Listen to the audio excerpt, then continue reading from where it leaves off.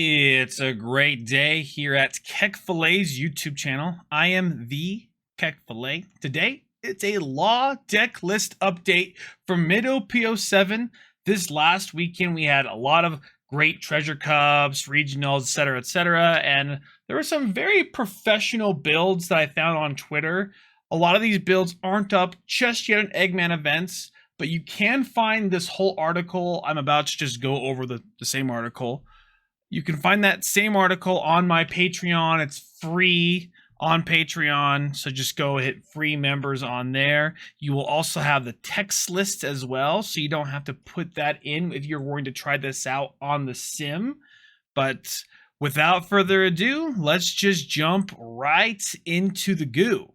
Before I do jump into the goo, I wanted to first do a little shout out to all my patrons. My patrons support me and keep me going as far as making these kind of articles and videos. And I'm going to have an updated Law full guide and most likely a Moria guide soon. So keep an eye out on my Patreon for a full video guide for that. But for now, let's just jump into this. Since we are past this insane tournament weekend with Gen Con plus all online treasure cups, I wanted to jump into a lot of good directions for you guys when looking at Red Purple Law going forward for the set.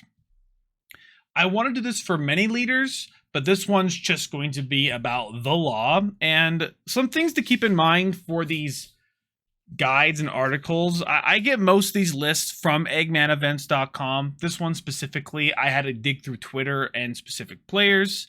And the big shout out to these three players, Koty List, Chris Sock, and Nicky Goldman. Nicky Goldman does give good things to Shane and also as his other testing partners as far as that goes. And I just wanted to give you guys a good reasoning behind some of these deck lists. And number two, every single deck build is not cookie cutter. And I suggest revolving some key optional cards if you're expecting certain matchups. And number three, the results from a lot of these players will claim that they did have a fair amount of luck on their side. I do agree that in a sense, you need to be a little bit lucky in matchups, either from you drawing, your opponent bricking to have a good run. In another sense, luck is preparation plus opportunity. So I want to prepare you guys the most going into these next regionals and also nationals. Take the time to prepare your game plan for every matchup and please talk with other like-minded people and get to know their thoughts on XYZ matchup. In my Discord, people have discussions daily on how to approach certain matchups. I may not know all the answers, but somebody else might. Make sure you guys join the Discord. It'll be in the description below, or if you go to this article, it's this link right here. But with that, first of all, I'm going to go over three lists, and it's Chris Sock, who has a more of a ramp build, Nicky Goldman, Shane build, it's a little more aggressive, and then finally Koty List's build, which he does play 3 ace. The major card I want to talk about is actually ZoroJuro. ZoroJuro is the 3-cost 4K that if you have 3 or less life, you can add to 1 Dawn when attacking, and it sets it as active. A really good pivotal card, and you know, a lot of the time when you play this card, your opponent just doesn't attack you. They have to find another way to play around it, and it ends up being a little frustrating, but some decks run none, some decks run 2, some decks run 4. For the immediate future of this card, I'm not generally sure, but Nicky Goldman made a really good point on Twitter saying, overall, this card, it doesn't stay on the board versus black. It doesn't add anything to Bonnie and Anel. And I would agree that most cards that don't have an on play are kind of bad.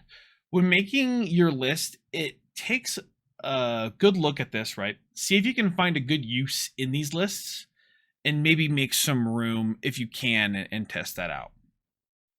Number one with the Chris Sock list is the only list I've seen that actually ran 3 Kitten Killers and 3 Bon Clays.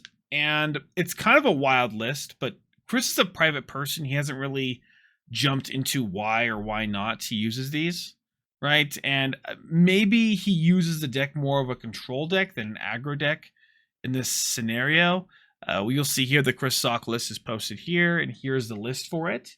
He runs 8 Gordons, 3 Otamas, so that's pretty heavy on this. He's not very consistent on any card except for Reiju. He runs a lot of 2 and 3 ofs. He does run 3 Ein, 3 Beppo, which is probably the most interesting thing about this, including the 4 All Sundays and 2 Queens. The 4 All Sundays is actually kind of crazy. I can see this coming up if you're having a lot of Dawn, and this actually comes out of a trigger to help you win the game. And even if, let's say you have a lot of Dawn, you can draw an extra card. It might be kind of snazzy. Next is the Nicky and Shane list. I believe they're trying to find the sauce. Nicky did go X1 one tournament and X2 another tournament. I know tiebreakers can be really bad and there's less rounds, but it seems that their build is made to be a consistent 4 ofs along with Shiraya, made for maximum punishment versus some specific Black Yellow Luffy decks. And this is the only list that does play 4 of the Rush Zoro, which is impactful in high rolling, rushing down your opponents. So with that, the text list is here. You see here, it actually runs something pretty similar, but it does run 4 Shiraya, 4 Rush Zoro, none of the ZoroJuro, and everything else seems to be pretty standard amongst the board. And I think they would play this for good reasons. Again, most of these players, they've gone either X1, X2, so that they're so close. And then finally, Koty Angelov, a list that does run Ein, and honestly, I have no idea how to operate a list with 3 aces. It may be more in tune for facing more mirrors, but generally, I would say do not run this list unless you are Koty Angelov. Maybe talk to Koty about getting some coaching on the 3 ace list and see how he plays it. So here's the list for this. He actually runs 7 reducers and Chotama, so 9 reducers are on total. He does have a ZoroJuro build, along with a lot of fancy 1-ofs and the Eins and the 3 aces, which is probably the more interesting part of it. It seems like a pretty decent tempo play and is hard to remove, but it is not a Whitebeard card, so you don't get the actual other effect of it. But that's actually it for the entire video, guys. I want to say thank you all so much for watching this video. If you kind of like this mini video where I went over only a specific deck, let me know. I want to do another one really soon and just kind of do some deeper analysis into each deck and guide and get those deck lists out for you. But again, thank you all so much to my patrons for being a patron. You can always sign up on there, and I do have one more One Piece Pro guide or 2 more for this next coming week. But as well, I will be in LA this weekend. If you come see me, come say hi. I'll be in a pineapple shirt. Just come say hi to me. Hi, Keck, and I'll hopefully see you in a game. But if you like the video, make sure you guys like, subscribe if you want to see more, and I'll see you all in the next one. Ciao.